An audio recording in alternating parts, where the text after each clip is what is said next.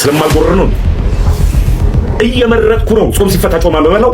እየመረጥኩ ነው በጾም ወቅት ደግሞ ቆሎዬን የምበላው። ምን ነው አናደዳችሁ? እየመረጥኩ ከሽምብራው ይሻለኛል ከባቂላው። አዎ ከመንግስት ጎን ነው የምቆመው። ከዚህ በኋላ ይታወቅልኝ። በአርሲ የሞቱ ሰዎች አልሞቱም።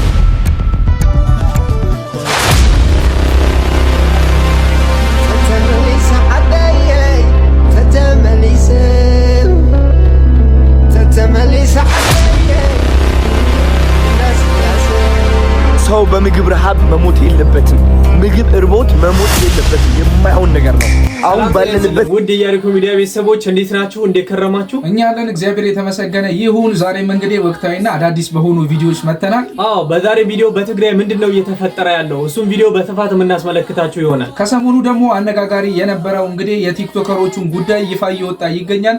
ሁሉም እየመጡ ምላሽ እየሰጡም ይገኛሉ። እሱም ውስጥ እንግዲህ ፈለገ አትናቴዎስም ምላሽ ሰጥቷል። የሱንም ምላሽ የምናስመለክታችሁ ይሆናል። ፈለገ እንግዲህ በተቻለው መጠን ራሱን እየተከራከረ ነበረ። ምንም ብር አልወሰድኩም ወይም ደግሞ ለራሴ ጥቅም አላዋልኩም ብሏል። በዛው ልክ ደግሞ እነ ደምረው መጥተው ደግሞ እሱ ደግሞ በላይቭ የምናገኘውን ብር ነው እየጠየቀን ያለ ነው ብለዋል። እንግዲህ እነሱንም ቪዲዮ የምናስመለክታችሁ ይሆናል። ተመስገን ተሙም እንግዲህ ላይቭ ላይ ገብቶ ስላለው ሁኔታ አስረድቷል። እንግዲህ መረጃዎቹ እየወጡ ሲገኙ ወደ ዘር እየተጠጋ ይገኛል። እንደናንተ በእንኩሮና በጠላ አላደኩም እያለንም ይገኛል።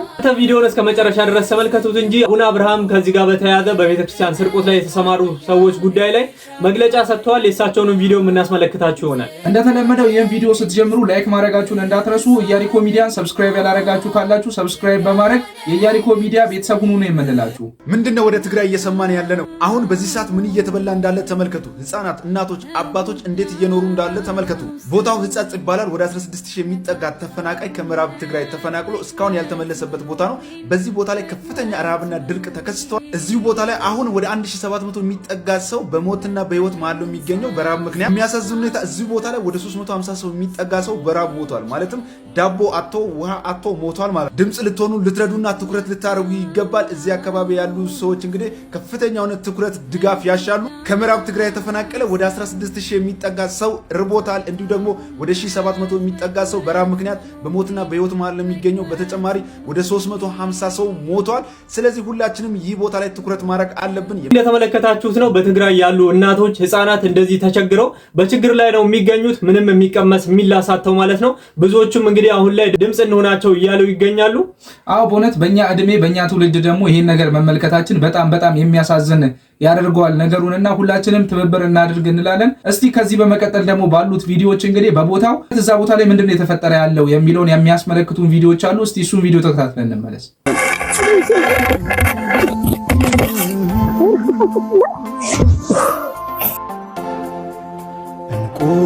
ቆይኑ መሬት ድርኽሰማ ትግራይ መጽማማ አዶ أمي حدرخن سلام سلاني سلام بلانا أخنا الحنا شكرا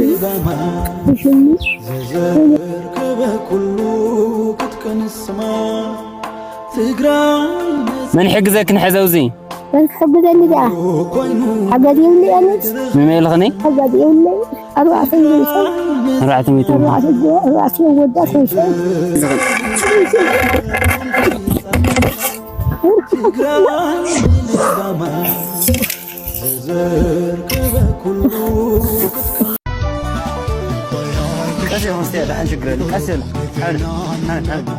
أزبس كزي لأخنا يخوني نفلتنا جن ما رأس سلال سألنا هنا ولا ما عليك نختول عمو بلعخن ناقا دحر ناقا متنا دحري متنا من تبيوت كنا جنيه كني لا هنا من ما رأس سلال سألنا هنا زحزنا لكم متنا هنا شرعة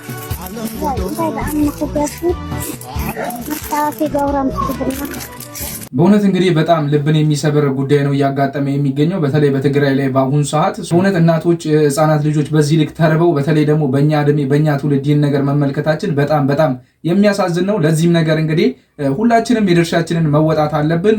በሚዲያውም ላይ የምንንቀሳቀስ ሰዎች ልንሆን እንችላለን።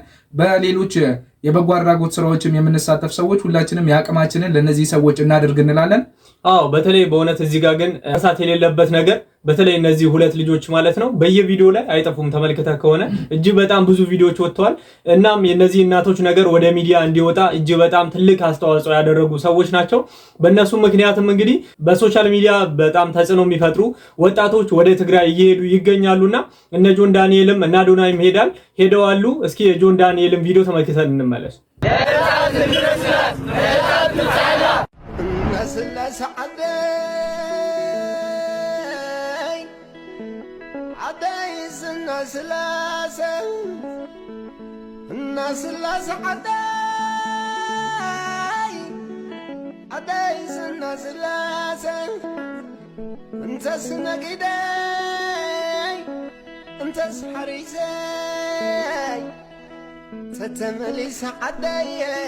تتمليس عداي تتمليس عداي እንዳስላሴ እንደተመለከታችሁት ነው። እጅግ በጣም የሚያሳዝን የሚያስከፋ ነው። እንግዲህ ከዚህ በፊት የትግራይን ህዝብ የምናውቀው እንደዚህ ያልነበረም ጦርነት ነው እንግዲህ እዚህ ሁሉ ደረጃ እንዲደርሱ ያደረጋቸውና የጦርነትን አስከፊነት በእውነት ሁላችንም በአይናችን እየተመለከተን እንገኛለን። አዎ በእውነት ለነዚህ ሰዎች መራብ መጠማትም ደግሞ ሁላችንም እንግዲህ ቀጥታሚውን በተዘዋዋሪ ድርሻችን ወይም እጃችን አለበት ብለን እናስባለን። የትግራይ ጊዜያዊ አስተዳደርም ለነዚህ ሰዎች እርዳታ የሚሆን አካውንት ከፍቷል። የተለያዩ የሶሻል ሚዲያ ኢንፍሉዌንሰሮችም እንግዲህ የተለያዩ የገቢ ማሰባሰቢያ ፕሮግራሞችን እያዘጋጁ ይገኛሉ። አዶናይም እንግዲህ በቅርቡ ወደ ትግራይ እንደሚያቀና የተለያዩ ድርጅቶችንም እያናገረ እንዳለ ግልጽ አድርጓልና ሁላችንም ደግሞ በተቻለን አቅም እነዚህ ሰዎች ልናገዛቸውና ልንገፋቸው ይገባል ነው የምንለው። ቀጥል ደግሞ ሰሞኑ እንግዲህ የቲክቶከሮቹ ጉዳይ በጣም አነጋጋሪ እየሆነ ይገኝ ነበረ። በላይቭ ላይ እንግዲህ በአንድ ላይቭ ከቤተክርስቲያን እስከ 100,000 ብር ድረስ ይጠይቃሉ ይባለም ነበረ። እኛም ይህን መረጃ አስደምጠናችሁ ነበር። ሰዎቹም እንግዲህ እየመጡ በሶሻል ሚዲያው ላይ እንግዲህ የራሳቸውን ምላሽ እየሰጡ ይገኛል። ከነሱም ውስጥ አንዱ ተመስገን ተሙ ነው እንግዲህ መጥቶ ምላሽ ሰጥቷል። ምንም አይነት ገንዘብ ከቤተክርስቲያን አልተቀበልኩም እያለም ይገኛል። ነገሩንም እንግዲህ ወደ ብሔር ፖለቲካም እያስጠጋው ይገኛል። አንዳንድ ስድብ መሰል ነገሮችንም የተናገረ ነው የሚገኘው። እንግዲህ እንደናንተ በንኩሮና በጠላ አላደኩም እያለ ይገኛል። እስኪ እሱን ቪዲዮ አስመልክተናችሁ እንመለስ። ስለማልጎረር ነው እየመረጥኩ ነው። ጾም ሲፈታ ጾም አልበላው እየመረጥኩ ነው። በጾም ወቅት ደግሞ ቆሎዬን የምበላው ምን ነው አናደዳችሁ? እየመረጥኩ ከሽምብራው ይሻለኛል፣ ከባቄላው ከየቱ ይሻለኛል፣ ከሽሮ ይሻለኛል፣ ከሰላጣው እያልኩ ነው የምበላው። በጾም ወቅት ደግሞ ተናደድክ። ብራንድ ልብስ ነው የምለብሰው። የተከተልኩት የሚያሸማቅቅ አምላክ ሳይሆን አኩርቶ የሚያኖር አምላክን ነው። ኮርቼ የምቀመጥበት አምላክን የተከተልኩት። የሚያኮራ የሚያንቀባራ አምላክን የተከተልኩት። አልሰራም ስለ ፖለቲካዬ። ዛ ፖለቲከኛ መሆን ትችላለህ አንተ። ፒቲሽን ላሰባስብ እዚህ ጉዳይ 10,000 ሰው ቀረ። ማን ነው ቲክታክ ላይ የመረጠ አንተን? ኮሚቴ አድርጎ የመረጠን አሳይ። ማን የቲክታክ አለቃ ያደረገ? አላቅህም ስልህ ለአርሲ ድምፅ የምንሆን ከሆነ ናና እዚህ አርሲ ላይ ሁለታችን ቆመን ድምፅ እንሆናለን። ማን የመረጣታ? ማን አንተ? ሲጀምር ዮሐንስ ወንጌልን ማብራራት የማይችል መምህር ነኝ ይለኛል። ትጂ ዮሐንስ ወንጌል ምዕራፍ 1 ምን እንደሚል አታውቅም። ማን የመረጠ? እኔ ተመስገን እባላለሁ። ከልጅነቴ ጀምሮ እናቴ በጡት የሰጠችኝ የመጽሐፍ ቅዱስ ጥቅስ ነው። ያደግኩት የመጽሐፍ ቅዱስን እያወቅኩ ነው ያደግኩት። ህሊና ማለት ምን ማለት እንደሆነ እያወቅኩ ነው ያደግኩት። እንዳንተ በጠላ እንኩሮ አይደለም ያደግኩት። ጠላ እየጠጣሁ አይደለም ያደግኩት።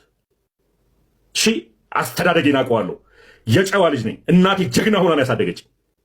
አስከብራ ነው ያሳደገችኝ። ተመለከታችሁት ነው እንግዲህ ተሙን በተለይም እንግዲህ ሜንሽን እያደረገ ሲናገር የነበረው ዘመድኩን ነው እንግዲህ አብዛኞቹን ሰርቀዋሉ እንደዚህ ያደርገዋሉ እያለ ሲያወጣ የነበረውና ጸጋይም ክፍሉ አለበት። እንግዲህ ማነው አንተ መምህር ያደረገ?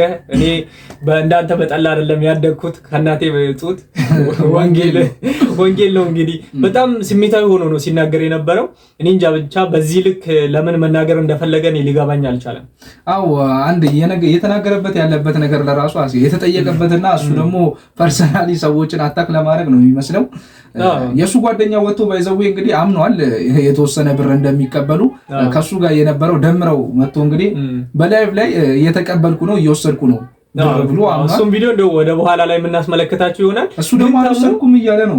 እዚህ ጋር ደግሞ አልወሰድኩም። እርስ በራሳቸው ራሱ አልተስማሙም። ድንገት ሳያስቡ ነው እንግዲህ ቡም ብሎ የፈነዳው ነገሩ ማለት ነው። እና ሰዎችን ትንሽ የተሳደበበት በጠላ እንኩሮ አላደኩም ምናምን ያለበት እና ከዛም በላይ ደግሞ በጣም ያናደደኝ ነገር በዚህ ጥያቄ ማለት ጥያቄ ተነስቷል። ይሄ ነገር ሲጠየቁ ራሱን የወሰደበት መንገድ ወዴት ነው? ወደ ዘር ራሱን የሆነ ዘር ላይ ተጣበቀና እኔ እንደዚህ ዘር ስለሆንኩ አላፍርም በዘሩ ማንም የጠየቀው የለም። የቤተ ክርስቲያንን ገንዘብ በልታችኋል ተብሎ ነው እንግዲህ ሁሉም ጥያቄ እየቀረበባችሁ ያለው። ለዛም ነው እንግዲህ መልስ ስጡ እየተባለ ያለው ማለት ነው። አዎ እስቲ እንደውም ከዚህ በመቀጠል እንግዲህ ተመስገን ራሱ በራሱ አንደበት እንግዲህ የዚህ ብሔር ተወላጅ ነኝ፣ በዛ ደግሞ ልታሸማቅቁኝ አይገባም እያለ ነበረ። ማንም እንግዲህ ብሔሩን ጠርቶ የተሳደበው ወይም ያሸማቀቀው የሚገኝ ሰው አልነበረም። ግን ራሱ በራሱ ተነስቶ ነው እንደዛ ያለ የሚገኘው። እስቲ እሱን ቪዲዮ ተከታትለን እንመለስ። አዎ ከመንግስት ጎን ነው የምቆመው። ከዚህ በኋላ ይታወቅልኝ። በቃ አለቀ። ይሄን እውነታው እወደዋለሁ። መንግስቴ ተመችቶኛል። እኔ አሁንም እየመራ ያለው መንግስት ጸረ ኦሮሞ በጠቅላላ ኦሮሞ ነኝ። ምን ታመጣለህ? በአርሲ ሰዎች አልሞቱም እኮ ማስረጃው እኮ የለውም እኮ በአርሲ ሰዎች ሞቱ አልሞቱ ማስረጃው የለም። በዚህ ጉዳይ ብዙ ብል ምን ሊገጥመኝና ምን ሊደርስብኝ እንደሚችል አውቃለሁ። በዙሪያ ያሉትንም ሰዎች ሐሳብ ውስጥ እንዲሁም ጭንቀት ውስጥ መክተት አልፈልግም። ነገር ግን አንድ ነገር ብቻ መናገር ፈልጌ ነው የመጣሁት። አንዳንድ ሰዎች አፋቸው ሲከፈት ጭንቅላታቸው ይለካል፣ ይታያል። እዚህ ሚዲያ ላይ ያላችሁ ሰዎች የቱ ጋር ነኝ ቆማችሁ ስትባሉ እዚህ ጋር ነኝ የማትሉበት ቦታ ላይ ባትቆሙ መልካም ነው ብዬ አስባለሁ። ግን እጅግ የሚያሳፍረውና እጅግ የሚያስነውረው ነገር ዘረ እረኛ መሆን ነው። መለከታችሁት ነው። በጣም የሚያሳፍር ነገር ነው። እንግዲህ ተሙ በብዛት የምናውቀው ሃይማኖታዊ ነገሮችን በማቅረብ ነው፣ በተለይ በሚዲያ ላይ ማለት ነው።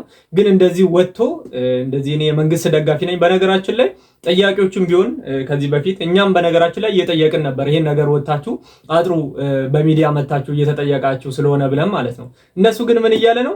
መንግስቴን ወደዋለሁ፣ እኛ መንግስት እንጠላለን ብለናል። ወደ ፖለቲካ ለምን ይወስዱታል? እኔ በጣም ነው የገረመኝ። ያው እንግዲህ ለማምለጥ ስትፈልግ እንግዲህ ከአንዳንድ ጉዳዮች እንግዲህ ያለን አቋራጭ መንገድ ነው በብዛት የምትጠየቀው።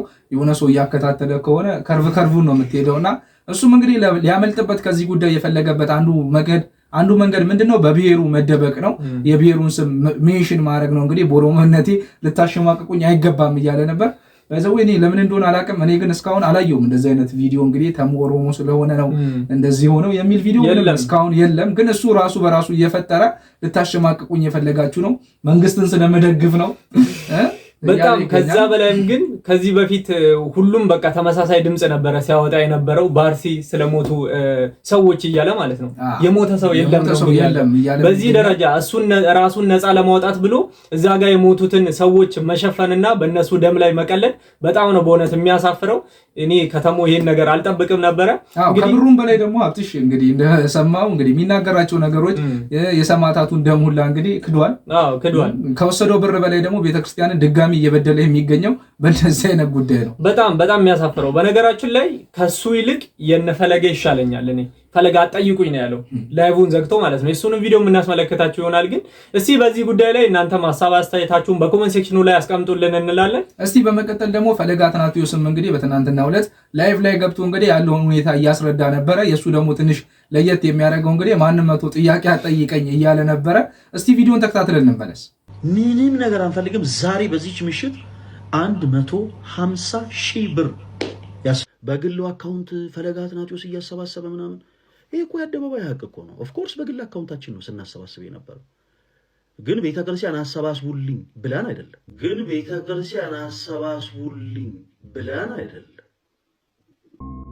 ነው ፈለገ እንግዲህ ይሄ እንደውም ትንሽ ተቆርጦ የወጣ ቪዲዮ ነው። ሙሉ ቪዲዮ ዩቲዩብ ላይ አለ ላይቭ ማለት ነው። እዛ ላይ ማየት ትችላላችሁ። ፈለገ እንግዲህ በግልጽ ወጥቶ እያለ የነበረው ምንድነው በራሴ በግል አካውንት ነው እየሰበሰብኩ የነበረው ገንዘቡን። ከዛ በላይ ደግሞ ቤተክርስቲያንም ሰብስቡልኝ ብላ አልነበረም ተሰበስብ የነበረው ገንዘቡን ብሏል። እንግዲህ ያው በራሴ በጎ ፍቃድ የተነሳ አለ አይደል ለቤተክርስቲያን መሟላት ያለባቸው ነገሮች ስላሉ በራሴ አካውንት ሰብስቤ ለቤተክርስቲያን ያን ነገር ገቢ አድርጌያለሁ እያለ ነበር። ታዲያ እዚህ ላይ ጥያቄ እያስነሳ ያለው እንግዲህ ራሷ ቤተክርስቲያኗ ናት። ደግሞ ትንሽ የፈለገ ለየት የሚያደርገው 118,000 ብር ያክል ሰብስቦ ጠፍቶብኛል ያለችው ቤተክርስቲያኗ ናት። ቤተክርስቲያኗ መግለጫ አውጥታለች። ባለፈውም እንግዲህ እሱም መረጃ ሳይታናችሁ ነበረ። እኛም እያልን የነበረው ለዛ መረጃ ምላሽ ስጡ ነበረ። ፈለገ ደግሞ ሰዎች መተው ሊጠይቁ ሲሉ በሩን ዝግ ነው ያደረገው። በቃ መጠየቅ አልፈልግም፣ መክሰስ ከፈለጋችሁ ፍርድ ቤት መታችሁ ክሰሱኝ እንጂ እዚህ ጋር ባዮሎጂ ወይም ፊዚክስ እያስተማርኩ አይደለም ጥያቄ የምትጠይቁኝ እያለም ነበረ። ለማንኛውም በጣም የሚያስገርም ነገር ነው። ትንሽ የፈለገ ደግሞ ለየት የሚያደርገው አንደኛ ጥያቄ አጠይቁኝ ማለቱ ነው። እንግዲህ ራሱ በራሱ ነው ምላሽ የሚሰጠው። በዛ ላይ ደግሞ ትንሽ ለየት የሚያደርገው ሶሻል ሚዲያው ፍርድ ቤት አይደለም፣ ቲክቶክ ፍርድ ቤት አይደለም። እዚህ መታችሁ እኔ ልፈርዱብኝ ወይም ደግሞ ጀጅ ልታደርጉኝ አትችሉም። ሶ ምንድነው ያላችሁ አማራጭ? ማስረጃ ካላችሁ ሂዱና ክሰሱኝ ፐርሰናሊ ነው እያለ ያለው። በነገራችን ላይ ህዝቡ እኮ እዛ ጋር እየጠየቀ የነበረው እንክሰስህ እኮ አልነበረም፣ ነገሩን አጥራለን፣ መምህራችን ካንተ ስለአንተ መጥፎ ነገር ሰምተናል፣ ይሄን ነገር ግልጽ አድርግልን ነበረ። እሱ ደግሞ የጠፋን ብር ካለ ባካሩ መልሱ ነው፣ ሌላ ነገር የለም። ሲጀመር ወደ ህግ እንውሰድ ምናምን ያለም ቪዲዮን ያልተመለከተው ወደ ህግ መውሰድ ካለባት ሲጀመር ከኔ አይደለም ብሩን የወሰደው ወይም ከጸጋይ ወይም ከዘመድኩን አይደለም ብሩን የወሰደው ፈለገ አትናቴዎስ ወሰደም ሰበሰበም የተባለው ከማን ነው? ከቤተክርስቲያን ነው። ወደ ህግ መውሰድ የምትችለው ቤተክርስቲያኗ ናት እንጂ አንድ ፐርሰን ወይም ደግሞ ጸጋዬ ተነስቶ እንግዲህ ወደ ፍርድ ቤት ሊከሰው እንደማይችል ግልጽ ነው። በዛ ላይ ደግሞ ማስረጃዎችም እንግዲህ ሊገኙ አልቻሉም። እንግዲህ ደብዳቤዎች ያስፈልጋሉ፣ ሪሲቶች፣ ማስረጃ ሲኖር ነው ህግ ቦታ ድረስ ደግሞ ሄደ መክሰስ የምትችለው። እንግዲህ እዚህ ጋር ተያይዞ እንግዲህ ፈለገ አትናቴዎስ በሰጠው ጉዳይ ላይ ጸጋዬም የራሱን መልከታ አስቀምጧል። እስኪ እሱን ቪዲዮ ተመልክተን እንመለስ። በጣም በሚገርም ሁኔታ የሚጠይቀኝ የለም ብሎ ጥያቄ አልቀበልም ብሎ በሩን ዘግቶ የሐሰት ክሱን ተናግሮ ሄደ። በጣም በሚያሳዝን ሁኔታ ላይ ቤተክርስቲያኒቷ ደብዳቤ ጽፋ እባካችሁ ይሄን የሚያክል ብር ወስዶብኛልና አስመልሱልኝ ብላ የተናገረችው 180 ሺህ ብር ሳይሆን 118 ሺህ ብር ነው። ቤተክርስቲያኒቷ በደብዳቤዋ ላይ ያው እንደምትመለከቱት ደብዳቤውን በግልጽ እንደተናገረችው 118 ሺህ ብር ባንክ አካውንቱ ላይ ያስገባውለት አልተባለ። ባልተባለበት ደግሞ ስሊፑን ከባንክ ቤት ሄዳችሁ አምጡ ማለት የማይመስል ነገር ነው። አንደኛ የወጣውን ወጪ በባንክ የሚያስገባ ወይም በባንክ የሚገባ አይደለም። ጉባኤ እናዘጋጃለን ብሎ 14 ሰው ይዞባቸው ስለሄደ ከራሱ ሚዲያ ጋራ 52 ብር ለሚዲያውና አጠቃላይ ለመኪና ኪራይ የወጣ ነው። ይሄ በባንክ አካውንት የሚገባ ሳይሆን ወጪ የተደረገ ለመኪና ኪራይ ለሚዲያ ተብሎ። ስለዚህ ስሊፕ አምጡ የሚያስብል አይደለም። 16 ብር ለመስተንግዶ የወጣ ለአበል የወጣ ነው። በባንክ አካውንት ለግለሰብ አካውንት የገባ አይደለም። ለመስተንግዶ ለምግብ ለምናምን የወጣው 50 ብር ነው ተብሏል። አሁን ይህንን ደብዳቤ ላይ ተጽፏል። ደብዳቤውን ከኋላ አስቀምጦት ከኋላ ገጭ አድርጎ ስሊፕ አምጡ ይላል። ስሊፕ እኮ የሚጠየቀው እኮ በባንክ ትራንስፈር ለተደረገ ነው። በባንክ ለገባ ብር ነው ስሊፕ የሚጠየቀው። ጥያቄ ያለን እንግባ ሲሏቸው ይሄ እኮ ፊዚክስ እና ኬሚስትሪ ክላስ አይደለም። ስለዚህ መጠየቅ አይፈልግም። መጠየቅ ለማይፈልግ ሰው ደግሞ ለእኔ ሼር ባታደርጉልኝ ቪዲዮ ደስ ይለኛል። መጀመሪያ ሪስፖንሲብል መሆን ይጠይቃል። እንደተመለከታችሁት ነው። ጸጋዬም ትክክለኛ ነገር ነው እንግዲህ ያቀረበው። መጠየቅ ካልፈለገ የሆነ ችግር አለ ማለት ነው። ለምን መጣ፣ ለምን ከፈተ፣ ስለዛ ጉዳይ ሊያወራ ማለት ነው። ዲቤት ሲሆን ብቻ ነው እሱ መጠየቅ የሚፈልገው መሰለኝ ይፈልጋል። እና አንዳንድ ጊዜ ደግሞ በየዋነት አለ አይደል ሰውን ለማሳመን። አንዳንድ ጊዜ ሰውን ስንወድም ስንጠላም በጭፍን መሆን የለበትም። ሶሻል ሚዲያው ላይ አሁን ላይ የተለመደ ያለው ነገር ሆ ብለን በጋራ ሰውን እንወዳለን፣ ሆ ብለን በጋራ ሰውን እንጠላለን። የሆነ ነገር የሆነ ማስረጃ ሲመጣ ለራሱ ስለዛ ሰው ማመንም አንፈልግም፣ ዲፌንድ ለማድረግ ነው።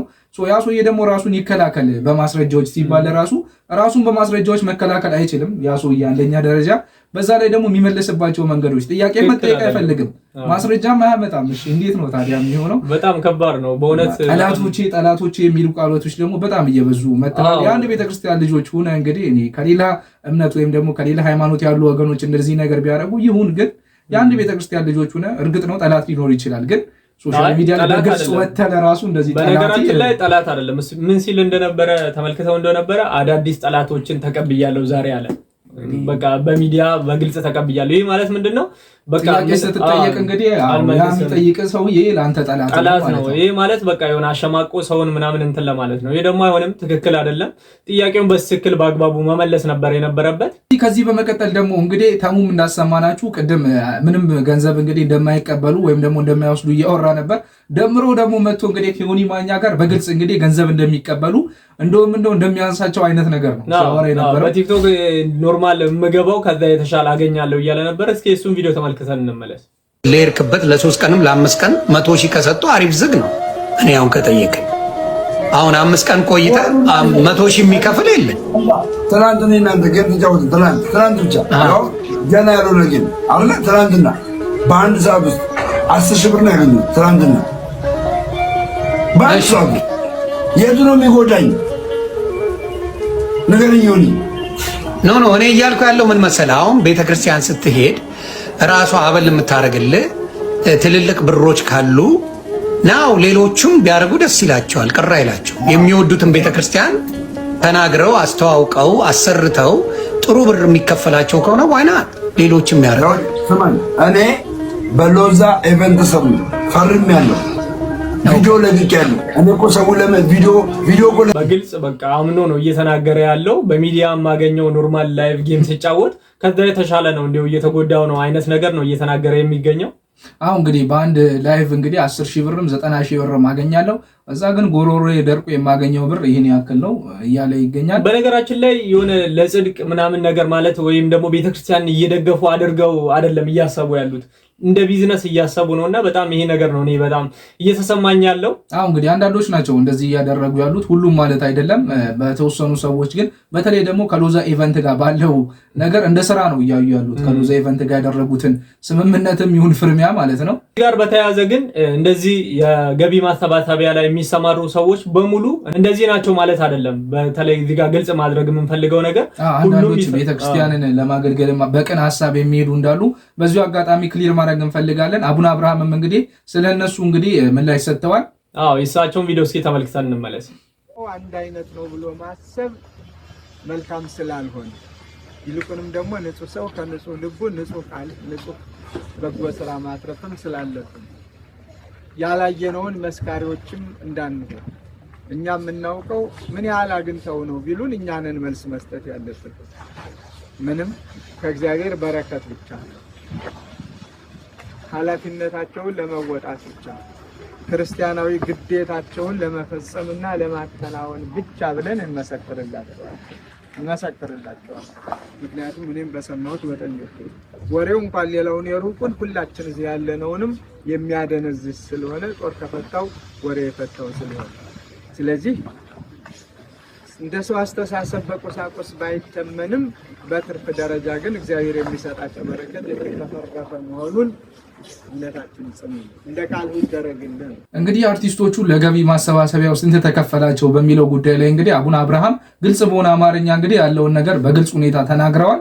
እንግዲህ ሁሉም አይደሉም እዚህ ጉዳይ ላይ ያሉበት የተወሰኑ ሰዎች ብቻ ናቸው። እንግዲህ ከቤተክርስቲያኑ ጋር በተያያዘ ቤተክርስቲያን ባወጣቸው ደብዳቤ ላይ ስማቸው የተጠቀሱ ሰዎች ያሉበት ማለት ነው እንጂ ሙሉ ለሙሉ እዛ ቦታ ላይ በተለይ ደግሞ በሎዛ ላይ የተገኙ ሰዎች በሙሉ አሉበት ማለት አይደለምና ይሄን ነገር ለማጥራት ነው።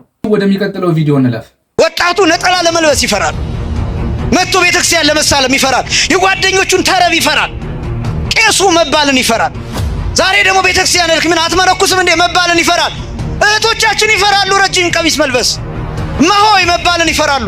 የጓደኞቻቸውን አሽሙር የጓደኞቻቸውን ሽሙጥ ይፈራሉ። አትፍራ፣ አንተ የክርስቶስ ነህ። አትሸማቀቅ፣ በጌታ በአምላክ አትሸማቀቅ። ሱራቁቱን ተሰቅሎልሃል።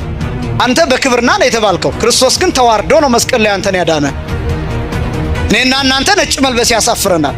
እኔና እናንተ የቤተክርስቲያን የሆነ ልብስ መልበስ ያሳፍረናል። እኔና እናንተ አሁን እቺን የለበስናትን የሆነች ቦታ ወጣ ስንል ሁልቅ አድርገን መኪና ውስጥ እናስቀምጣታለን። ሸብልለን በፌስታል እንይዛታለን። ለምን? ቤተክርስቲያን ሂዶ ነው እንዳንባል፣ መሀል የታደረ እንዳንባል፣ አስቀድሶ እሱ እኮ ቆራቢ ነው እንዳንባል፣ ገዳም ሄደ እንዳንባል፣ በትምህርት ቤት ጓደኞቻችን ፊት እናብራለን። የጾም ምግብ መያዝ ያፍራል፣ ሽሮ ማሳየት ያፍራል።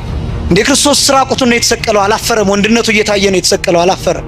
አንዳንድ ነገሮችን እንዴት እንደምንረዳ ማወቅ አለብን። ምእመናን አትፍራ፣ አንተ ታናሽ መንጋ አትፍራ። ሰማያዊ አብትህ መንግስቱን ሊሰጥ ፈቃዱ ነውና አትፍራ።